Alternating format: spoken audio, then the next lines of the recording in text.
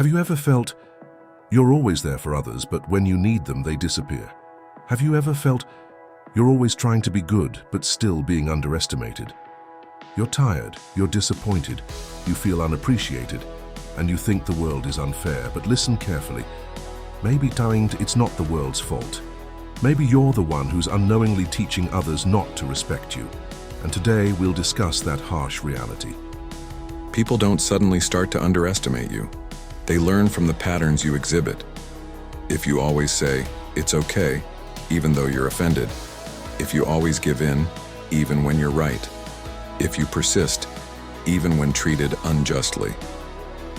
They learn one thing. Oh, she can be treated like this. And once that standard is established, it's hard to change. The problem isn't that you're too good. The problem is that you're too afraid of losing. Afraid of losing friends, afraid of losing a partner, afraid of being seen as mean, afraid of not being liked, because you're afraid of being alone.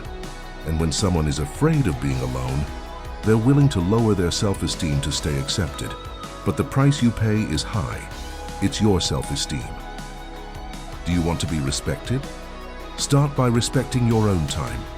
If you always reply to messages within 10 seconds, are always available 24/7, always sacrifice your schedule, you're showing that your time is cheap, and humans naturally value what's limited, not what's always available. Just look at respected people. They don't talk much, they don't explain themselves much, they don't beg for understanding. They have boundaries. And when those boundaries are crossed, there are consequences. Not anger, not drama, but distance.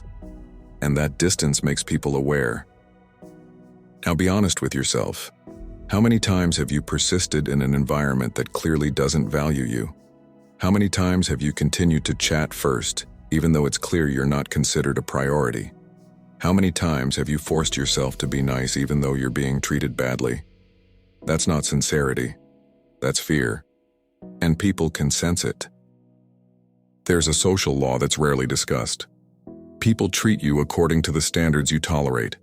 If you tolerate rudeness, they will continue to do so. If you tolerate broken promises, it will become a habit.